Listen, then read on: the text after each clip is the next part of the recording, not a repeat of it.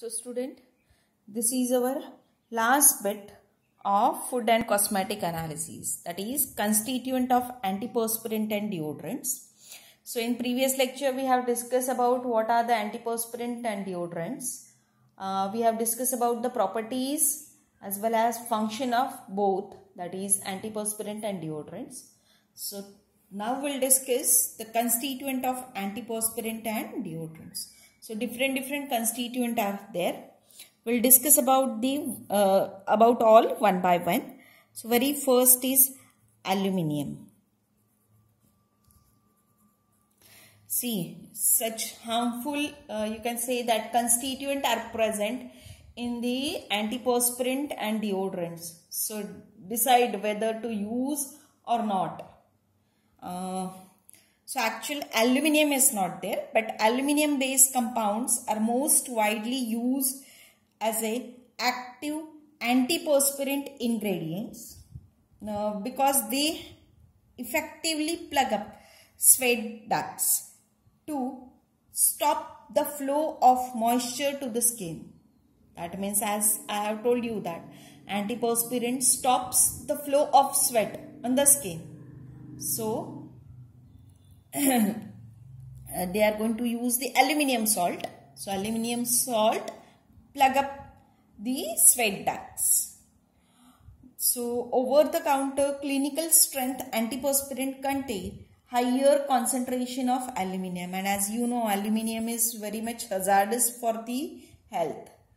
Aluminium in antiperspirant can rise the risk of breast cancer as well as Alzheimer's diseases. Next content is paraben. Parabens, that means parabens are also hazardous to the health. So nowadays even antiperspirant and deodorants are available which are aluminium free and paraben free. So though they are telling that antiperspirant and deodorant are aluminium free and paraben free, but actually they are not completely aluminium or paraben free. They are going to use a very less amount of aluminium and paraben. So please keep in mind this. So parabens are the preservative which help to keep cosmetic product free of bacteria.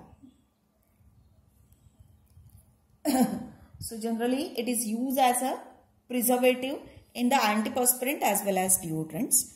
Next important constituent is fragrance.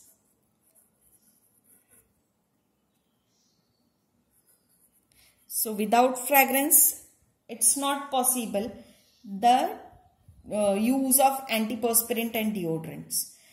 So fragrances are the perfumes which are oftenly used in antiperspirant and deodorants. Generally nowadays the combination of antiperspirant and deodorant are available. So in both, the fragrances are used as a masking agent or as a covering agent for the body odor. So you can say that these are the compulsory constituent of the antiperspirant and deodorant. Next is emollient oil.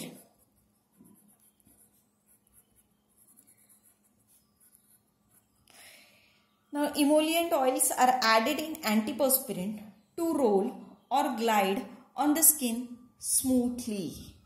So these emollient oil also keeps the product from drying up on the skin. So what happens when you are going to apply the product on the skin? The product may dry up and may form some flecks on the skin. So when this emollient oil is added, at that time it will not allow to dry up the product on the screen and it will not gives you such flecks on the skin. So generally emollient oil used are castor oil or sunflower oil as a emollient oil. Next is alcohols. Again, important constituent of the antiperspirant and deodorant. They are added because aluminium compounds and other active antiperspirant ingredients are often dissolved in alcohol. So alcohol are used as a solvent. as well as alcohol dries up quickly on the skin. It feels cool when applied on the skin. So for that purpose also alcohol is added. Then next is PEG distearates. PEG indicates polyethylene glycol. PEG, polyethylene glycol distearates. This polyethylene glycol distearates are the emulsifying agents which are specially added in antiperspirant. Next is BHT, that is butylated hydroxytoluene. Butylated hydroxytoluene, BHT.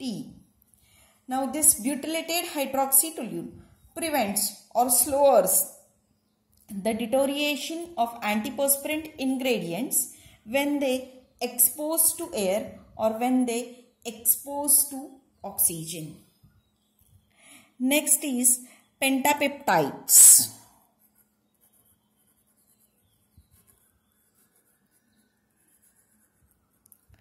Pentapeptides are added to antiperspirant which do not contain any aluminium salt. So generally when your antiperspirant or deodorant are aluminium free, at that time instead of aluminium salt they are going to use the pentapeptides, and generally these pentapeptides are used for the same function as that of aluminium salt, that is they reduces the sweat production or they controls the sweat flow on the skin. Next to this is propylene glycol.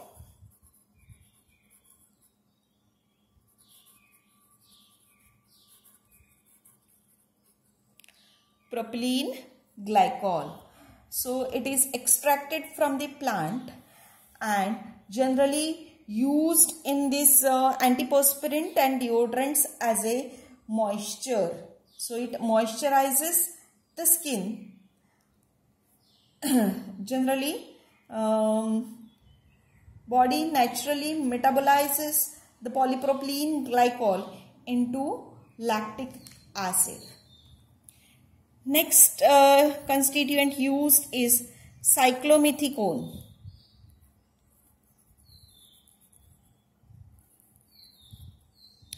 Cyclomethicone is a silicone base used in aerosol deodorants to hold the ingredients together. It is used as a substitute for alcohol as it does not create astringent sensation on the skin.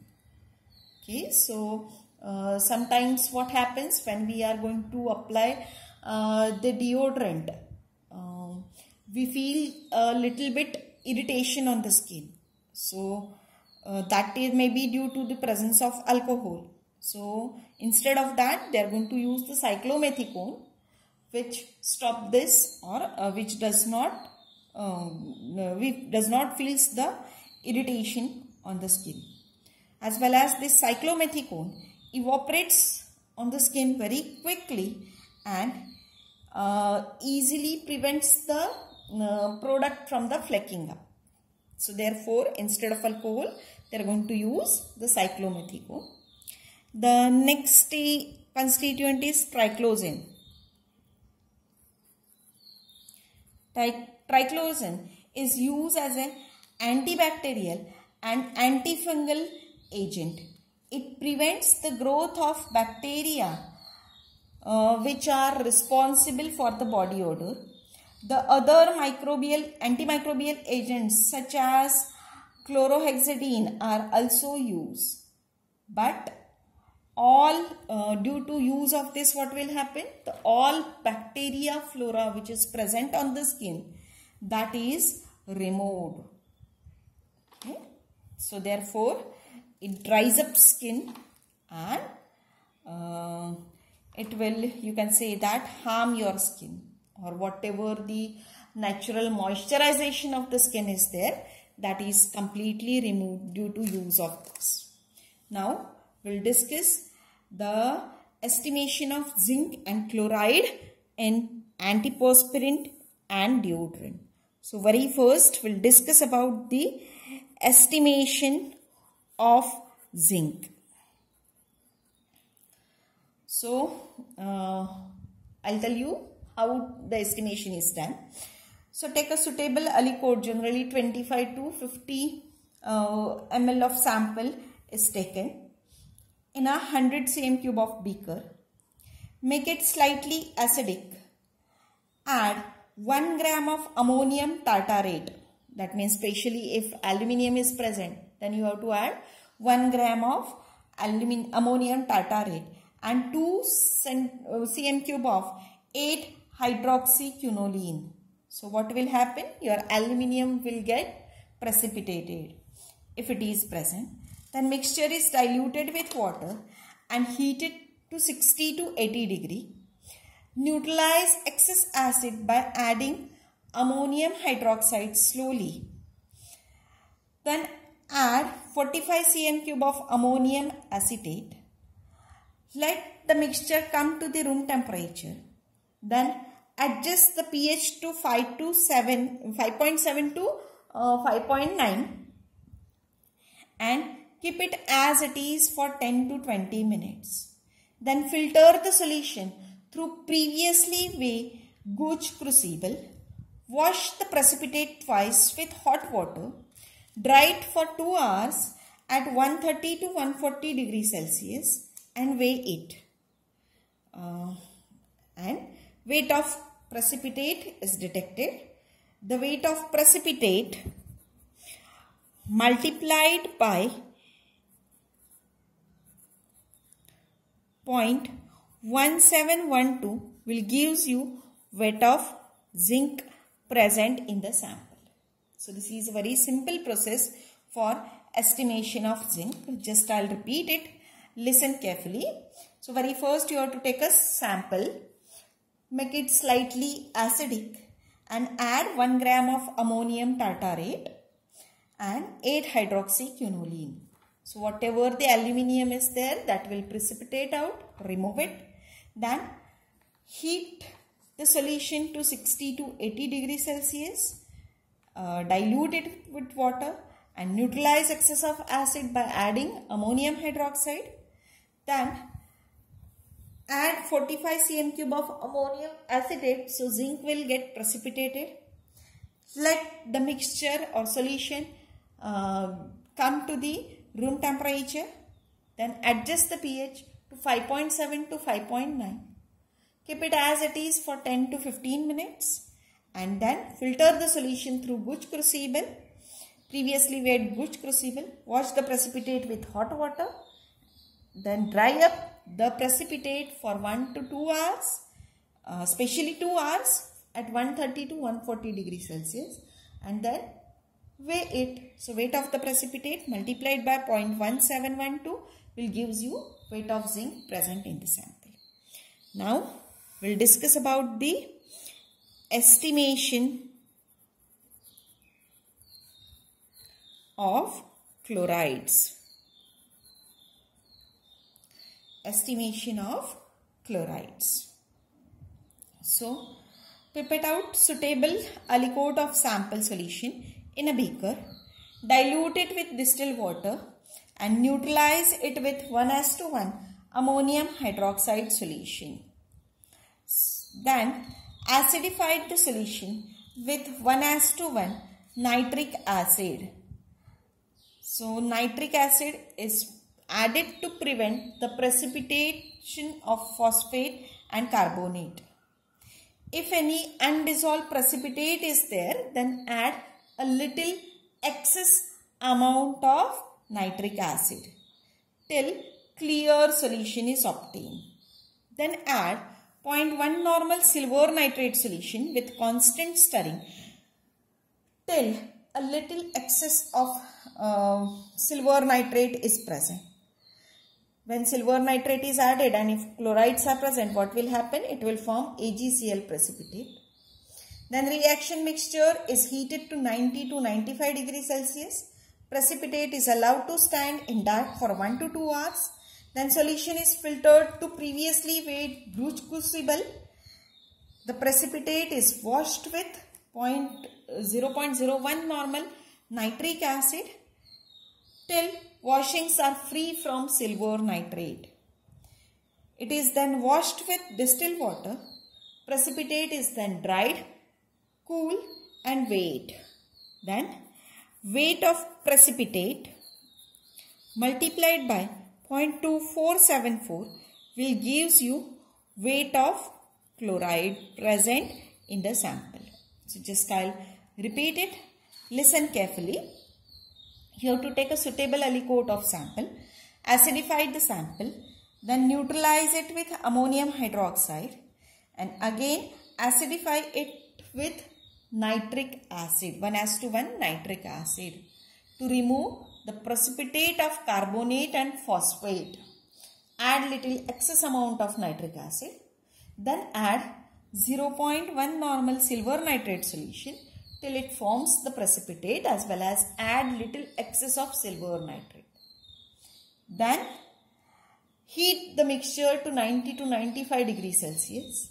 Then allow to stand the precipitate in dark for 1 to 2 hours and then filter it through the Bruch crucible. Wash the precipitate by using 0.01 normal nitric acid and finally with distilled water. Then dry the precipitate, cool it and weigh it.